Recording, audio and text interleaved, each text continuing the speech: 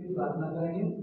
आज की मीटिंग तत्काल हमने की है, बहुत ज़्यादा अनाउंसमेंट नहीं की इसमें, शायद कई लोग अनुपस्थित है।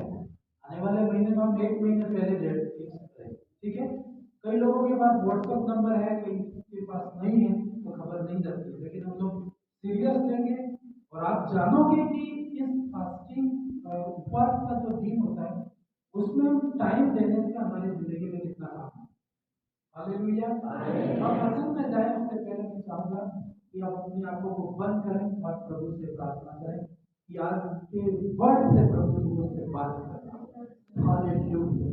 सभी को अपना मुंह खोलना है, फोटो को खोलना है और जागृति प्रभु को कहना, मुझे जागृति दे परमेश्वर, मुझसे तू बात करना परमेश्वर, मेरे दिल से तू बात करना परमेश्वर। हालेलुया। जो भी बाइबल में से प्रभु आपका वर्ड को पढ़ते हैं, हर एक के जीवन में काम होने पाए, आशीष होने पाए, अनुग्रह होने पाए, यीशु के नाम से पिता प्रार्थना करते हैं। हालेलुया। जोर से बोलना हालेलुया। बाइबल में एक लिखा, यदि परमेश्वर कोई काम करना चाहे तो संख्या महत्वपूर्ण नहीं होती, वो चाहे तो एक व्यक्ति के द्वारा भी काम कर सकता है। तो आप परमेश्वर के हाथों में पड़ जाओ, परमेश्वर आपके जीवन में बड़ा काम करेगा। एक वचन मैं बाइबल में से पढ़ना चाहूंगा, योएल की किताब पुराने नियम में उसका 2 अध्याय और 12 जिससे आ सकता है तो आप निकालिए। योएल की किताब पुराने नियम में है, उसका 2 अध्याय उसका 12 2 का 12 बाइबल में मिल गया है तो आप बाइबल से पढ़ें, स्क्रीन पे आता है तो आप योएल की किताब पुराना नियम उसका 2 अध्याय और उसकी 12 पढ़ें। कोई भी किसी को मिला तो आप पढ़ें। तो भी यहोवा की यह वाणी है, अभी भी सुनो, उपवास के साथ रोते पीटते अपने पूरे मन से फिर कर मेरे पास आओ। हालेलुया।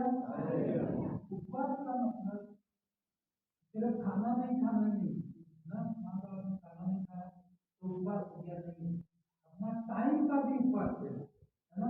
जैसे कई लोग तो बोले हम घर पे उपवास में, लेकिन आप उपवास भी रखना है, अपना टाइम भी दे करके भवन में आके बैठते हो, ये परमेश्वर आपकी ओर नजर करेगा। हालेलुया। टाइम को भी निकालना है, आपको सैक्रिफाइस करना है। कई चीजें हो सकता है आपके दिन आपका बहुत फायदा होगा, तो उस फायदे को छोड़ करके आप परमेश्वर के भवन में होंगे तो प्रभु कहेगा कि तुमने क्या किया, एक बलिदान। उपवास मतलब टाइम का भी और हर चीज का अपनी व्यक्तिगत उपस्थिति भी परमेश्वर के भवन में देखी। बाइबल कहती, एक बार हम पढ़ेंगे इसको देखो। तो भी यहोवा की यह वाणी है, अभी भी सुनो, उपवास के साथ रोते पीटते अपने पूरे मन से फिर कर मेरे पास में आओ। परमेश्वर के पास में आना मतलब हर चीज आपको परमेश्वर के हाथ में जाता है। आपका टाइम, आपका बिजनेस, आपकी नौकरी, हर चीज को खुदा के हाथ में देंगे तो खुदा बढ़ाने वाला कौन है? आपको जोर से बोलो, कौन बढ़ाने वाला? आशीष देने वाला कौन है? परमेश्वर। आपको किसी की परवाह नहीं करनी, आपको और एक बात की परवाह करनी कि परमेश्वर को बिल्कुल परमेश्वर की मैं बात मानूं, तो सारे लोगों को ऐसा बना देगा कि वो आपकी बात माने। कई बार आप कहते हैं ना, लोग बात नहीं मानते, कितने लोग कहते हैं बोलो मेरी बात नहीं मानते, है ना। आप सबकी बात मानते हैं, मतलब नहीं मानते हाथ खड़ा है ना, कैसे नहीं करते हैं और आवाज पड़ो क्या? हालेलुया।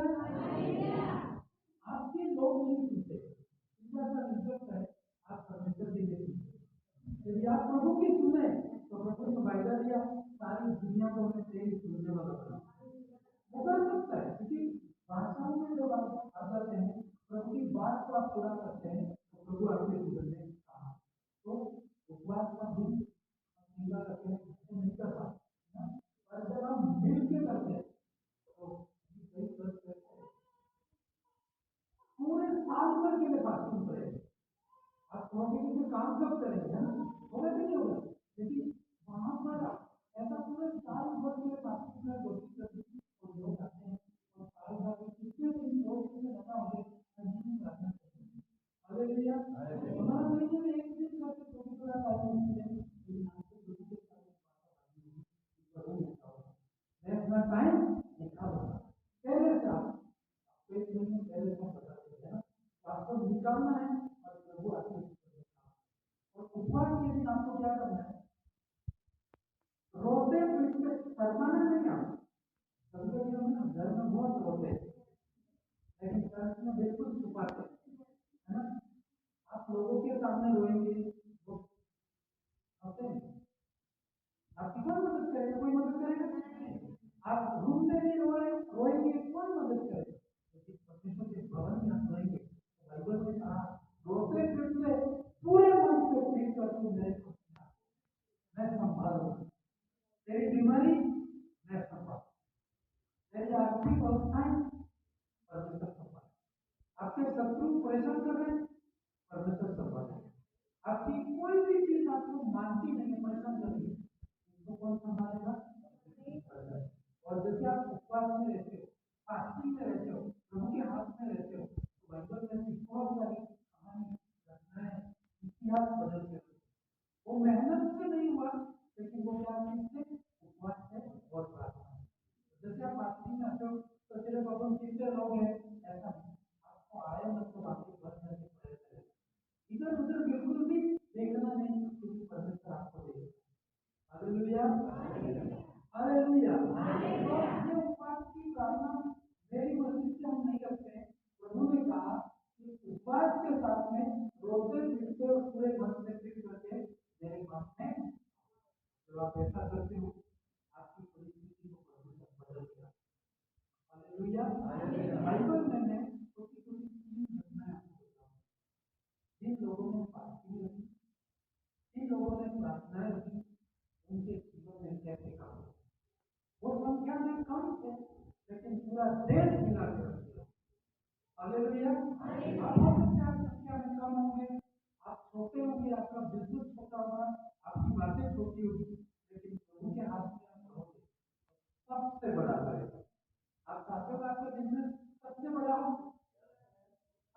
जोर से बोलो, आप चाहते हो कि आपका बिजनेस बड़ा हो, आपका धंधा बड़ा हो, आपका जॉब बड़ा हो, आपकी आशीष बड़ी हो, तो आपको कोई भी ज्यादा परमेश्वर की मदद नहीं, सब चीजें प्रभु के हाथ में देके आपको परमेश्वर की पद्धति से रहना। पहली आयत में बाइबल में से पढ़ना चाहूंगा, योना की किताब, पुराने नियम में है योना की किताब, उसका 3 अध्याय 5 से 7 तक हम पढ़ेंगे। किसी को भी मिल जाए तो आप पढ़ें। क्या है योना की किताब, पुराने नियम में है उसका 3 अध्याय 5 पद से लेकर 7 पद तक पढ़ेंगे। हाँ पढ़ेंगे, 3 का 5वीं आयत से पढ़ेंगे। हाँ, तब निनवे के मनुष्यों ने परमेश्वर के वचन की प्रतीति की और उपवास का प्रचार किया और बड़े से लेकर छोटे तक सबों ने तांट ओढ़ा, मतलब छोटे से लगाकर बड़े तक सबने फास्टिंग ना, अपने बच्चों को भी शामिल करना है। कभी कभी आप ज्यादा परेशान किसके कारण रहते हैं, बच्चों के कारण रहते हैं ना, इनको भी उस प्रार्थना के अंदर रखें, टाइम निकालो, है ना। हो सकता है महीने में एक दिन छुट्टी कर दो, क्या फर्क पड़ता है ना, परमेश्वर आपके जीवन में काम करेगा, वो सारे बंधन टूटेंगे, से श्राप रहते हैं वो टूटेंगे। तो बाइबल कहती निनवे एक नगर था, और जैसे यहाँ लिखा 5वीं आयत, वापस स्क्रीन से पढ़ेंगे, है ना, 5 पद। तब निनवे के मनुष्यों ने परमेश्वर के वचन की प्रतीति की, मतलब निम्न एक नगर था पुराने जमाने में, और पूरे उस नगर में जब योना की किताब आप पढ़ो तो 1,20,000 लोग रहते थे, छोटे से लगाकर बड़े तक कितने लोग रहते थे? 1,20,000। लेकिन बाइबल कहती सब के सब पाप में डूबे थे, एक भी सही नहीं था, और परमेश्वर को बहुत गुस्सा था उस नगर के ऊपर, क्योंकि इस नगर में कोई भी धर्मी नहीं। जैसे एक धर्मी होता है ना, तो प्रभु कहता है तेरे कारण मैं इनको क्या मारूंगा नहीं, दो होते तो भी मारेगा नहीं प्रभु, लेकिन इस शहर में ऐसा था कि एक भी धर्मी नहीं था।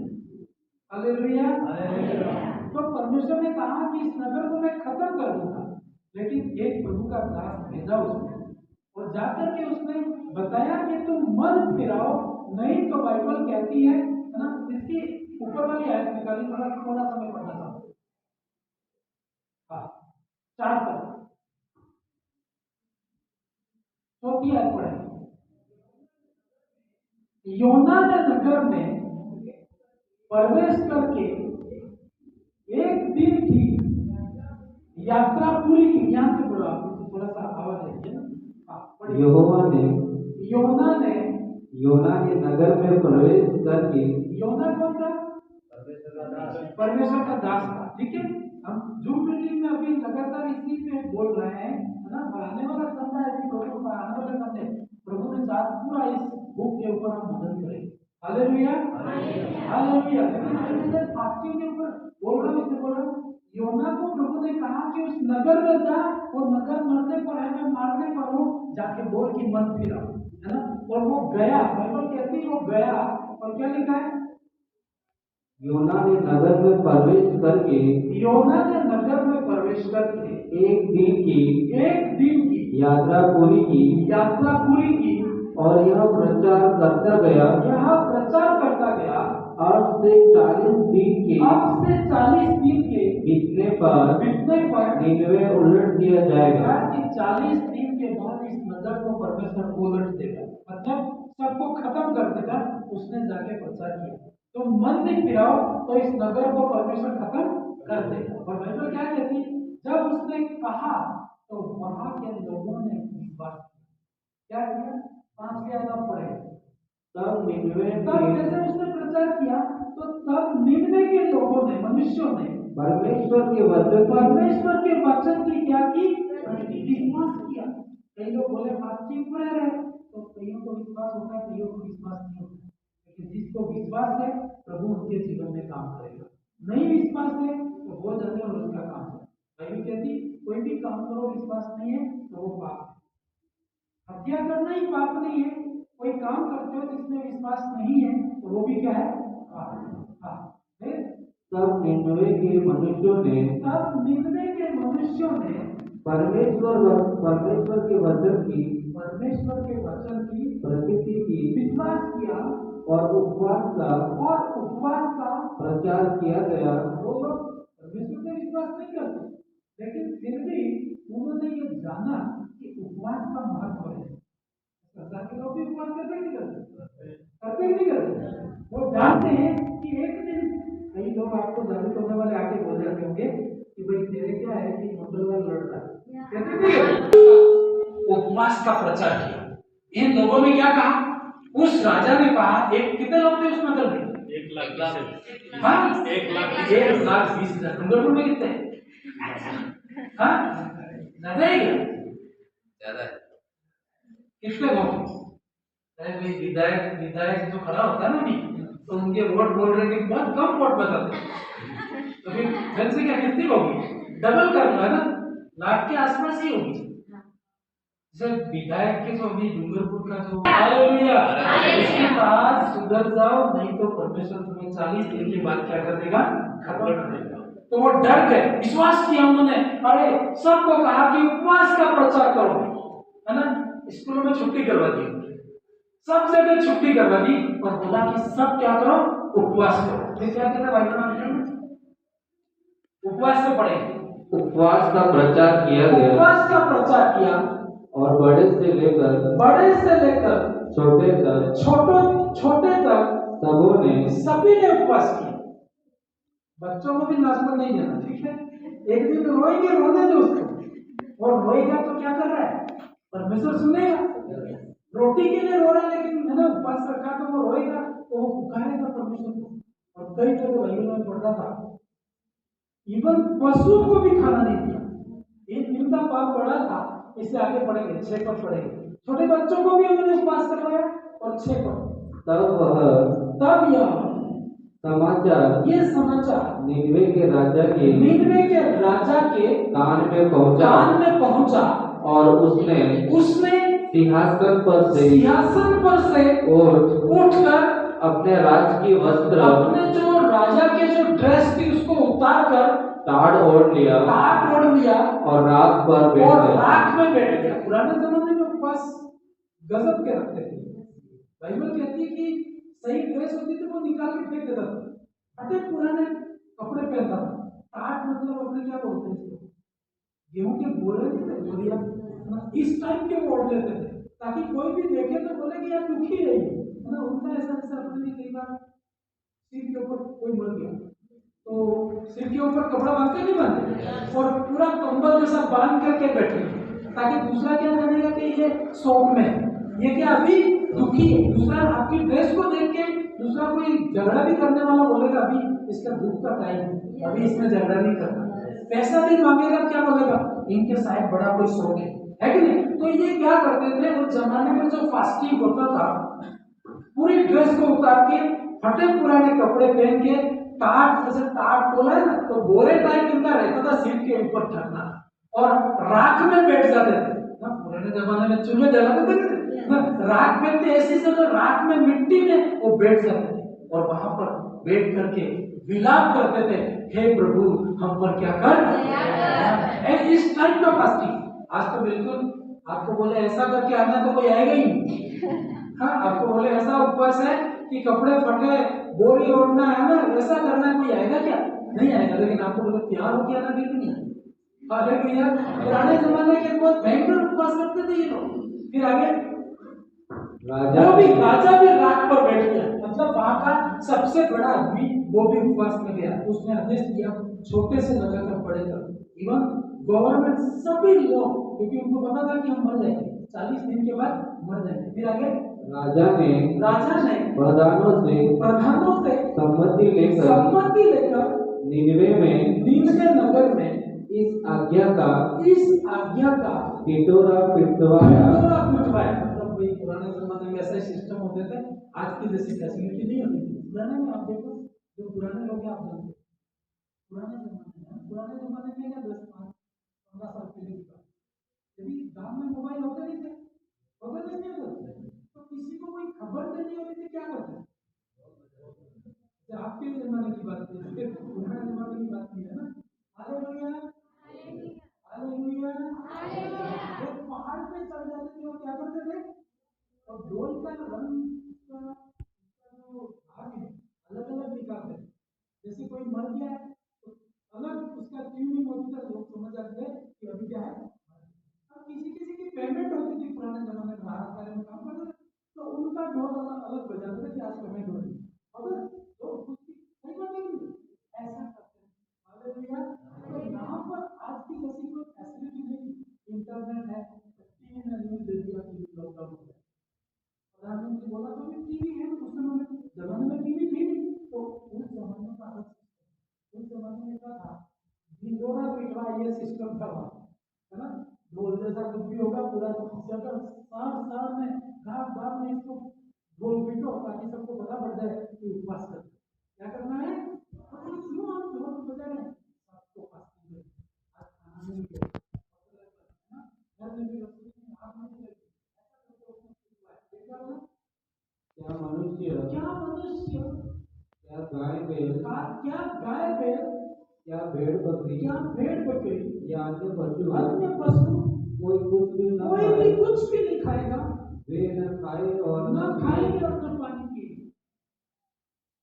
ऐसा फास्टिंग उसमें क्योंकि सामने क्या थी, आप जितना कई बार कठिन फास्टिंग रखते हो तो आपकी ऐसी आगे मांग भी इतनी बड़ी होगी, आप बहुत ही ट्रबल में हो, आपका कोई काम हो ही नहीं रहा है, तो फिर ऐसे फास्टिंग के लोग गए, जब ये गए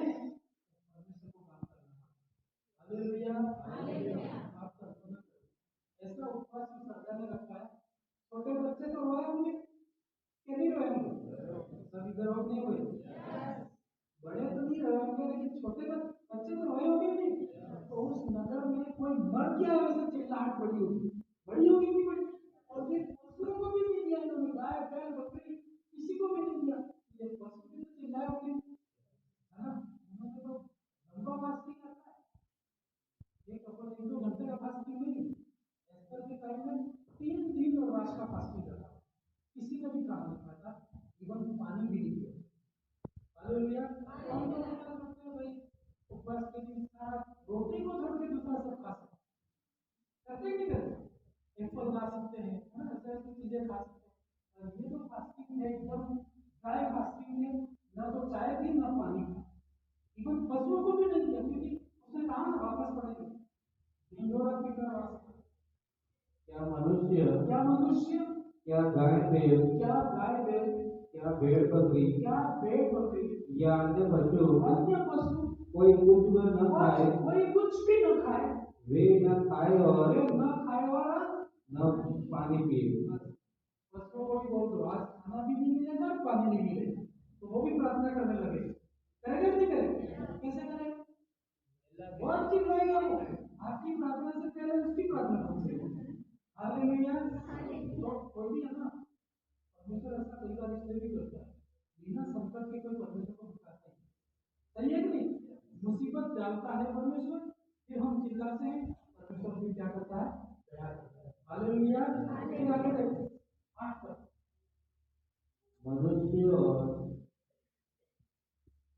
मनुष्य और पशु दोनों टाट ओढ़े और वे परमेश्वर की दुहाई चिल्ला चिल्ला कर दे।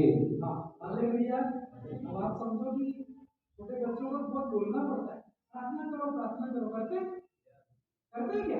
करते ही नहीं, उनको खाना ही होता, एक रूम में बंद कर दो आप, है ना, कितना चिल्लाएंगे आप, सुनो परमेश्वर को सुनने दो, है ना, दूसरे चीज को अनुशासित हो जाए, होंगे नहीं होगी? हमारे बच्चों को भी अनुशासित करना मेरी और आपकी, कहीं पर भी बच्चों को छोटे से ऐसा ट्रेन करो, पब्लिक में मत मारो, सबके सामने मत मारो, ठीक है? सबके बच्चे हैं, उनको डिसिप्लिन कैसे करना है, रूम में बंद करके उसको डिसिप्लिन करो, एक थप्पड़ा दिया ना, एक छोटी सी डंडी निकालो, ठीक है, उसको मार सकते हो पैरों पे, और उसको अनुशासित करो कि जब मैं वहां पर होता हूँ या मैं किसी काम में होता हूँ, तेरे को एक बार बोलूंगा तो बैठना होगा, एक बार उठ तो उठना होगा। अरे कई बार आपने लोगों ने कुत्तों को ट्रेनिंग दे दी, यूट्यूब में आपने को छोटे छोटे कुत्ते पालते हैं ना, है ना, हमको पालना है तो हम बहुत यूट्यूब में देख रहे हैं कैसे उसको ट्रेनिंग देते हैं, छोटे छोटे कुत्ते को ना बोलेगा उसका मालिक बैठ तो सीधा एक ही बार बैठ जाएगा, उसके आगे रोटी रखेगा, बोलेगा जब तक मैं बोलूंगा नहीं तब तक तू खाएगा नहीं, तो वो छोटा बच्चा खाता ही नहीं, और वो बोलेगा तब खाता। आप सोचो, कुत्ते ट्रेनिंग करवा दिए लोगों ने, और बच्चे हमारे नहीं सुनते तो गलत है नहीं? हालेलुया।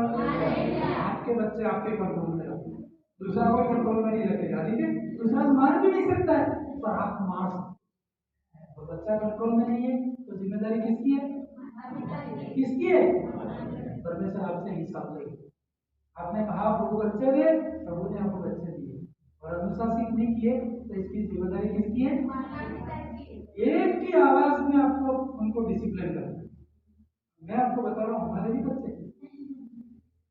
हमारे में कई बार है ना, नीचे रहता हूँ ना, ऊपर जाऊंगा तो वो दूसरे रास्ते से जाएंगे, क्योंकि उनको पता है ना, तो मैं अभी तो कई बार डांटता हूँ, है ना, तेरे को थप्पड़ पड़ी तो पहले से होती, मैंने कह रखा है पैर पड़ी पैर पड़नी, है ना, तो डिसिप्लिन उनको बोलिए तुम चुपचाप बैठोगे तो मतलब रोटी नहीं मिली वो साथ में बैठे रहे, तो मैंने ऐसा किया है और भी सीखा है, तो आपको भी अपने बच्चों को क्या करना है?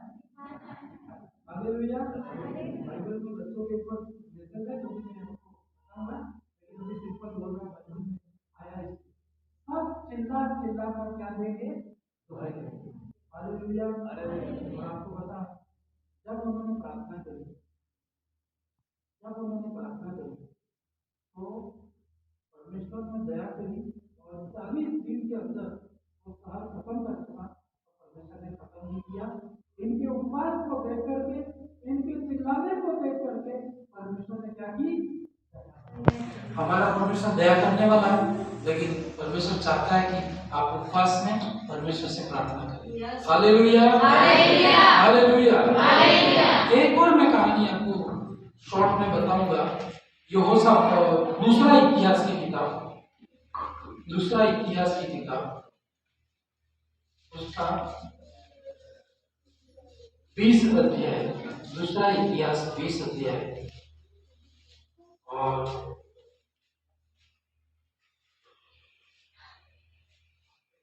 उसका 1 से पढ़ेंगे, 1 से 2 तक आप पढ़ना, बहुत ही सुंदर पदस्थल है। दूसरा इतिहास 20 अध्याय 1 पद से आप पढ़ेंगे।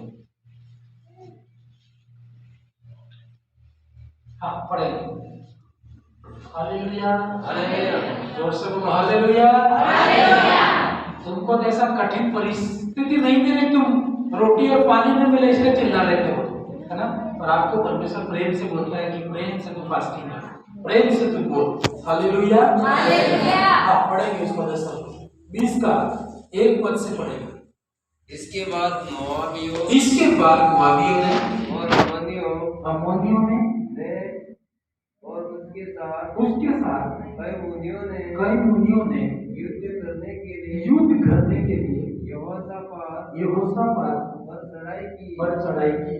तब लोगों ने आकर यहोशापात को बता दिया साल के पार से एदोम देश की ओर से एक बड़ी भीड़ तुझ पर चढ़ाई कर रही है। और देख वह 1000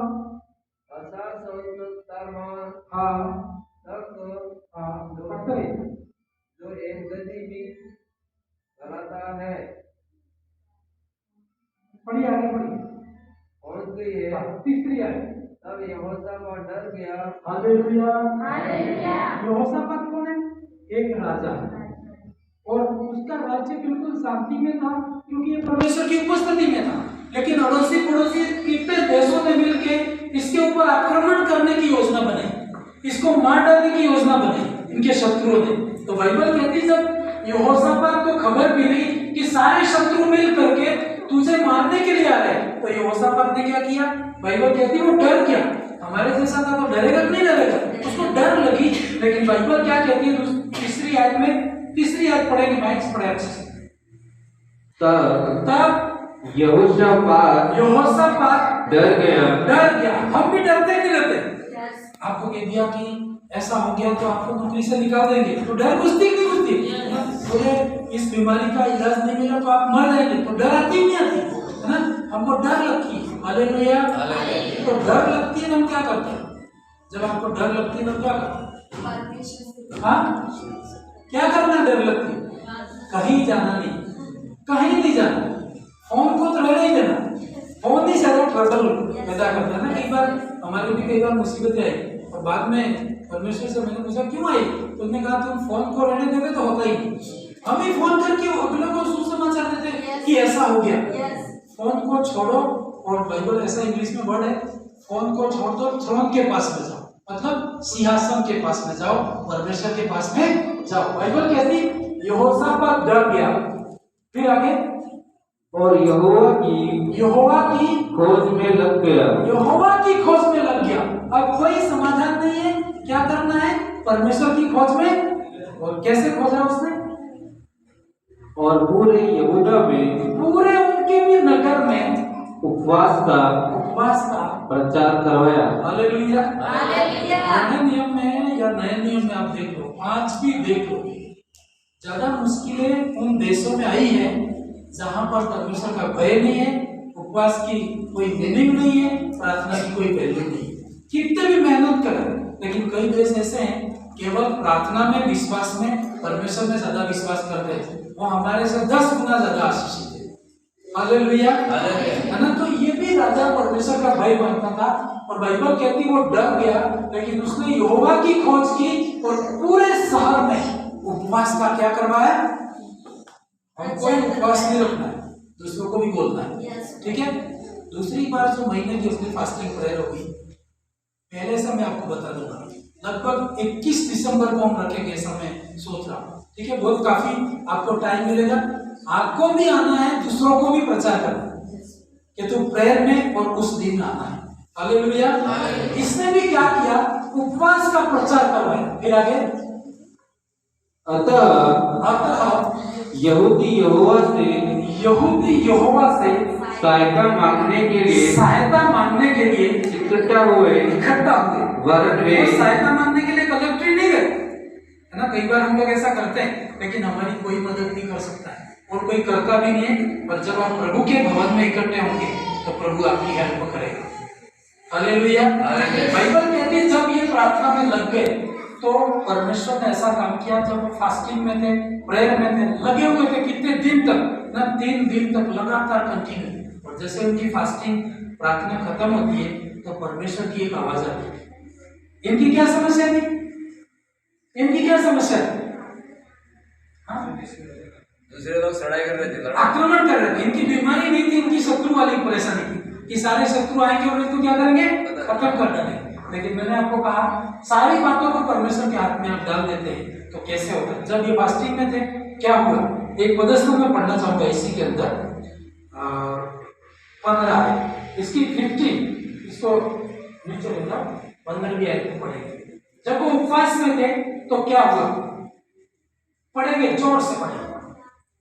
तब वह कहने लगा, हे सब यहूदियों यरूशलेम के रहने वालों, हे राजा यहोशापात, तुम सब ध्यान दो, यहोवा तुमसे यो कहता है, तुम इस बड़ी भीड़ से मत डरो और तुम्हारा मन कच्चा न हो, कमजोर न हो, क्योंकि युद्ध तुम्हारा नहीं है, परमेश्वर का है। किसका है? अभी मान लो ये सारे मिलके हथियार लोगों को तैयार करके लड़ने जाते भी सही तो ये मर जाते, क्योंकि इनके विपरीत में कई देशों के लोग थे। अकेला देश क्या करता? लेकिन जब उन्होंने परमेश्वर की खोज की, उपवास में रहे, तो परमेश्वर ने क्या कहा, भाइयों बहनों आप डरो मत, तुम इस बड़ी भीड़ से डरो मत, तुम्हारा मन कच्चा ना हो, क्योंकि युद्ध तुम्हारा नहीं, युद्ध किसका है? कैसे वो परमेश्वर का युद्ध बन गया? लड़ाई तो उनको करने आए थे ना वो, लेकिन वो परमेश्वर का युद्ध कैसे बन गया? वो फास्टिंग में रहे। बाइबल कहती तू मेरा काम कर, मैं तेरा काम करूंगा। हालेलुया। आप जो नहीं कर सकते ना, आप परमेश्वर का काम करो। आप बस फास्टिंग और प्रेयर इतना काम करो, बाकी तुम्हारी टेंशन परमेश्वर संभालता है, आज भी संभालता है ना। प्रभु बोलता है तेरे जो बोझ है वो मेरे ऊपर डाल दे, तू मेरा बोझ ले ले। और परमेश्वर का बोझ तो क्या है, हल्का है, आपको कुछ भी नहीं करना है, आपको प्रार्थना करनी है और सारी समाधान परमेश्वर करेगा। जब उसने कहा कि युद्ध किसका है? परमेश्वर का। परमेश्वर ने कहा मेरा युद्ध है, तू तो बस फास्टिंग में रह, प्रार्थना कर, मैं तेरे शत्रुओं से लड़ूंगा। तो आप कहेंगे प्रार्थना करने से शत्रुओं से कैसे लड़ सकते हैं? कहेंगे कि नहीं कहेंगे? आप तो बैठे बैठे तुम्हारी लड़ाई कैसे खत्म होगी? आप लड़ेंगे नहीं तो लड़ाई खत्म नहीं होगी। नहीं, लेकिन प्रभु लड़ता है। और बाइबल ऐसा कहती है इनके जो शत्रु थे ना, ये जब प्रार्थना में थे तो इनके शत्रु आमने सामने भिड़ के मरते। हालेलुया। आपके शत्रु है? कौन है? नाम नहीं बोल रहे, कोई भी क्यों ना हो ना, आप प्रार्थना में रहो, परमेश्वर ऐसा करेगा, शत्रु से भिड़ जाएगा, आपके लिए नामो निशान सब खत्म हो जाएगा। होता है कि नहीं होता? परमेश्वर ऐसा काम करेगा, आपका जो शत्रु है ना, जितने शत्रु हैं, शत्रु भिड़े। विश्वास करते हो? हालेलुया। पर ये कब होगा मालूम है? तुम प्रार्थना में हो। परमेश्वर को मजा नहीं आता तुम्हारी जिम्मेदारी अपने कंधों पे लेगा। फालतू दूसरों की टेंशन क्यों लेनी, है ना? वो टेंशन तब लेता है जब तुम परमेश्वर के हाथ में होते हो। आप कहोगे कि प्रभु मैं नहीं कर सकता हूं, तो प्रभु ऐसा करेगा, शत्रु को भिड़ाएगा। हालेलुया। नाम लेके नहीं, बस शैतान शत्रु है, लोग नहीं है, ठीक है? वो लोगों के अंदर काम करता है, लोग हो तो भी प्रभु देखेगा, लेकिन आपको प्रभु के साथ में रहना है। आपको लड़ाई बिल्कुल नहीं लड़नी है, आपको बोलना तक नहीं उसको, आपको अपना मुंह खोलना ही नहीं, बिल्कुल चुप रहना है और परमेश्वर लड़ेगा। हालेलुया। और इनके क्या हुआ, ये तो सबके सब प्रार्थना, एक और कारण था, परमेश्वर ने सबको सबके सब प्रार्थना में क्यों बिठाए थे? जो आधे रह जाएंगे ना वो लड़ाई करने जाएंगे, पता ही नहीं होता। अभी आपको क्या बोलते हैं, सबके सब मीटिंग में आना, आधे तो घर पे, और कोई भी हंगामा होगा तुम तो भवन में वो लड़ाई करने जाएंगे, होगा कि नहीं होगा? क्योंकि घर पे वो है और वो माने जाएंगे, तुम बच जाओगे क्योंकि तुम परमेश्वर की उपस्थिति में। हालेलुया। इसलिए उसने बोला था कि बच्चों को भी तुम साथ में रखना, क्योंकि तुम चाहते हो तुम बच जाओ, तुम्हारे बच्चे मारे जाए। सही होगा क्या? नहीं। इसलिए वो कह रहा तुम जहां भी जाए मेरे बच्चे सब परिवार साथ में, है ना? तो वो परमेश्वर यदि आपको बचाएगा तो आपके साथ में उनको भी बचाएगा, जो रह गए शैतान उनके ऊपर आक्रमण करेगा। हालेलुया। सही है कि नहीं? तो जब ये फास्टिंग में थे, इनके शत्रु लड़े, और मैं पदस्थल पढ़ना चाहूंगा। एक पदस्थल है 24 पद, इसी के अंदर 24 आप देखो, ये तो प्रार्थना में थे और इनके शत्रु लड़ने के लिए आ रहे थे, लेकिन बीच में झगड़ा हुआ। छोटी सी बात में कोई झगड़ा कभी कभी है ना, परमेश्वर होने देता है, ऐसा होने देता है, कंफ्यूजन पैदा हो जाएगा। अच्छी दोस्ती होगी वो भी खत्म हो जाएगी, क्योंकि परमेश्वर सपोर्ट नहीं करेगा, दोस्ती खत्म हो जाएगी। हालेलुया। बाइबल के लिए भरोसा परमेश्वर के ऊपर रखना। फिर आगे जब ये फास्टिंग में से उठे, प्रार्थना में से उठे और जाकर के देखा कि हमारे शत्रु किधर गए, तो देखो क्या हुआ। जब यहूदियों ने, यहूदी कौन थे? सब समझ रहे हो कि समझ रहे हो? यहूदी कौन थे? विश्वासी थे ना। ये वो लोग थे, इनके विरोध में दूसरों ने प्लान बनाया था इनको मारने के लिए। और जब ये फास्टिंग में रहे और जब यहूदियों ने जंगल की चौकी पर पहुंचकर उस भीड़ की ओर दृष्टि की, कौन सी भीड़?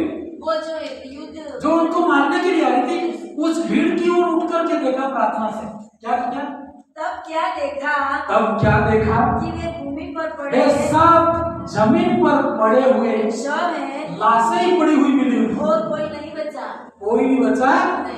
किसने लड़ाई लड़ी? उसने कह दिया था ना, तू टेंशन मत ले, मेरी है ये लड़ाई। परमेश्वर से कोई लड़के जीत पाया? नहीं, कोई नहीं जीत पाया। कितना भी बड़ा होगा ना, परमेश्वर एक मिनट में मूर्ख बना देता। एक बार मैं पढ़ रहा था, एक जहाज बनाया था वैज्ञानिकों ने, पढ़ने वाले लोग आप जानते होंगे, टाइटैनिक जहाज करके, और ऐसा कहते हैं बहुत ही बड़ा सुंदर और पूरी तैयारी के साथ बनाया गया था कि वो कभी डूबेगा नहीं। लेकिन उसका जो पहली यात्रा कर रहे थे, उस समय जब समुद्र के किनारे लाए होंगे, तो जो बनाने वाला वैज्ञानिक था उससे लोगों ने या वहां के दूसरे लोगों ने बात करी कि इसको कैसे बनाया गया है, मतलब इसकी क्या क्या खासियत है। हालेलुया। तो उसने क्या बोला मालूम है? इसको मैंने इतना तैयारी के साथ बनाया है, इतनी चीजें उसके अंदर डाली है, यदि परमेश्वर भी चाहे तो इस मेरे जहाज को डुबा। क्या कहा था उसने? यदि परमेश्वर भी चाहे तो इस मेरे जहाज को डुबा। तूफान तो कोई कभी नहीं डुबा सकता, लोग भी नहीं डुबा सकते, लेकिन परमेश्वर भी डुबा। ये बहुत ज्यादा बोल गया। वो हुआ कि नहीं हुआ? परमेश्वर को गुस्सा आया, तू मेरे को तो कम से कम छोड़ देता। कभी भी आप कितने बड़े हो जाओ ना, हमेशा ये कहना ये प्रभु की दया की कार्य। यूं मत बोलना कि अरे मैं तो प्रभु से भी आगे निकल गया, ऐसा मत बोलना। हालेलुया। कितना भी है ना, परमेश्वर के चरणों में एक धूल के समान है ना, हमारी कोई वैल्यू नहीं। लेकिन कई बार वो व्यक्ति इतनी खुशी मिल गई, उतना सफल हो गया, इतना बड़ा जहाज बनाया, उसने कहा ईश्वर भी इसको डूबा, और कहते हैं पहली यात्रा में वो डूब के खत्म हो गई। हालेलुया। तो परमेश्वर को कभी चैलेंज नहीं करता, परमेश्वर कुछ भी कर सकता है। कई ऐसे लोगों में गवाही आपको बताऊं, ऐसे एक व्यक्ति था, सिंगर था, मतलब गीत गाता था, ठीक है, और किसी ने यीशु मसीह के बारे में उसको सुसमाचार दिया कि प्रभु पर विश्वास कर, तो वो प्रभु को मजाक करता, ठट्टा, मतलब किसी बहन ने किसी भाई ने कहा कि तुझे प्रार्थना करनी चाहिए, और ये मतलब वो नशा भी करता था ना, सिगरेट पीता था। हाँ, जो भी हो उसका कोई भी नाम मुझे इतना ध्यान नहीं है, लेकिन बड़ा व्यक्ति तो वो सिगरेट पीता है और उसे धुआं निकालता, किसी ने कहा ये गलत है, परमेश्वर की इज्जत कर, तो वो मतलब सिगरेट पी के ऐसा धुआं निकालते हैं ना, तो निकाल के बोलता है ले ये धुआं मतलब परमेश्वर को देते होंगे, ठट्टा ही हुआ ना, परमेश्वर के ठट्टे हुए ना। तो कहते हैं वो फेफड़ों का कैंसर होके मर गया, है ना। वो कौन था, उसका नाम मेरे पास है लेकिन अभी मुझे याद नहीं आ रहा। हालेलुया। परमेश्वर को चुनौती देना मतलब वो आपको खत्म कर सकता है।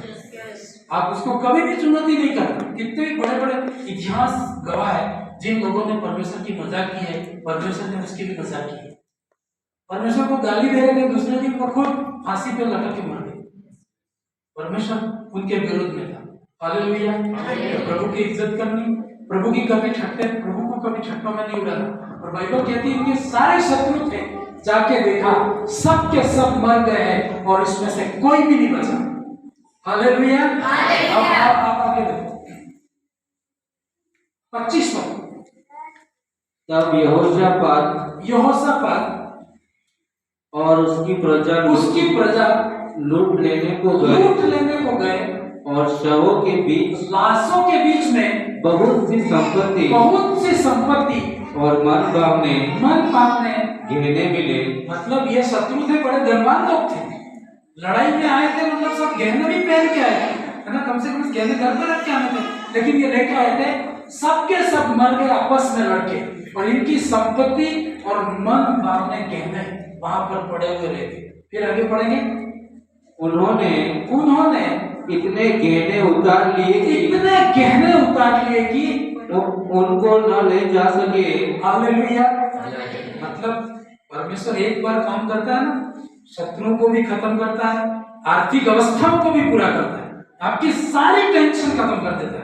कभी कभी हम कहते हैं सब तो ठीक है लेकिन आर्थिक टेंशन सता रही, उसको कर्जा देना है, वो मांगने वाला है, मैं क्या करूं। परमेश्वर शत्रुओं को खत्म करेगा तो आपको वो धन भी देगा, है ना। और इनके सारे शत्रु खत्म हो गए। और फिर बाइबल क्या कहती है, इतने गहने मिले इनको कि मतलब वो ले नहीं जा सके। आप सोचो कितना प्रॉब्लम। आपको यदि बोल दिया जाए कि बहुत सारा पैसा है तो कितना ले जाएंगे आप? जितना ले जा सको उतना ले जाओ। तो एक बार में आप कितना ले जाएंगे? हाँ, कितना ले जाओगे? हाँ, जितना पकड़ सको उतना ले जाओगे ना। और जो घर रह गया वो पकड़ के वो आता तो भी थोड़ा पकड़। घर जाके तुम लड़ाई करोगे, तू आया नहीं, मेरे पैसे दूंगा ही नहीं मैं तेरे। होता है नहीं होता है? लेकिन बाइबल कहती इतने गहने उतार लिए कि उनको ले नहीं जा सके। शत्रुओं की भी टेंशन खत्म और आर्थिक भी टेंशन। फिर आगे, वरन लूट इतनी मिली कि बटोरते बीत गए। आप सोचो 3 दिन तक थैले भरे होंगे, कितने पैसे इकट्ठे किए होंगे। मान लो यहाँ बहुत पैसा है, ठीक है, और आपको ये कहती है कि कोई 1 2 3 उसके ऊपर पड़ना है और अपने थैले में भरना है। 1 घंटे में आप इतना पैसा इकट्ठा कर लोगे, शायद जिंदगी निकल जाए। होगा कि नहीं होगा? मतलब 2,000 की तो नोट खत्म होगी ना, है खत्म है ना, 1000 की 1000 भी खत्म कर दी है ना। तो फिर ज्यादा इकट्ठी 500 की नोट है, 500 की गड्डियां पड़ी हो, पर इन्होंने यहाँ गड्डियां नहीं थी, सोना और चांदी था। तो आप समझो कि कितना ज्यादा वैल्यू है ना। आप 1 लाख की गड्डी पकड़ेंगे, है ना, और सोने का उतना पकड़ेंगे तो कितना हो जाएगा? होगा कि नहीं होगा? लेकिन बाइबल कहती इतनी लूट मिली कि लूटते बटोरते 3 दिन हो गए। तो कितना लूटा होगा ये? अंदाज लगा सकते हैं? वो तो कहते होंगे फास्टिंग में गए, जिंदगी सुधर गई। जिंदगी क्या, पीढ़ियां सुधर गई होगी, है ना। 3 दिन तक आपको बोला जाए कि पैसा नहीं, पैसा तो हो सकता है कागज का वजन ज्यादा हो जाए, लेकिन सोना चांदी आपको इकट्ठा करना है और 3 दिन तक थैलों में भरोगे। एक आदमी कितना भरेगा? रात को सोएगा भी नहीं, सोएगा क्या? 3 दिन जाग गया तो आने वाली हजारों पीढ़ियां उसको जागने की जरूरत नहीं पड़ेगी। होगा कि नहीं होगा? इतना बटोरा उन्होंने कि आप कल्पना नहीं कर सकते। इतनी आशीष परमेश्वर ने उनको दी। हालेलुया। आप नहीं जानते हो कि फास्टिंग और प्रार्थना, परमेश्वर के साथ में रहना कितनी वैल्यू है। और अभी से आप वैल्यू समझे तो आपकी जिंदगी आशीषों में हो। हालेलुया। आइए हम खड़े हो जाएंगे और परमेश्वर से धन्यवाद करते हैं। खुदावन, तू फास्टिंग में प्रेयर की मीनिंग को हमें सिखाना पिता। आज हम संसार की चीजों की खोज में हैं, लेकिन प्रभु बाइबल कहती जब हम तेरी खोज में रहते हैं, ये सारी चीजें हमें फ्री में मिलती है पिता। तू कर सकता है, कैसे करेगा, कहां से करेगा, ये केवल तू जानता है। अपने हाथों को उठा और परमेश्वर से बात करें। हो सकता है आपकी बीमारी की टेंशन लेके आप भवन में आए होंगे, परमेश्वर आपकी बीमारी को खत्म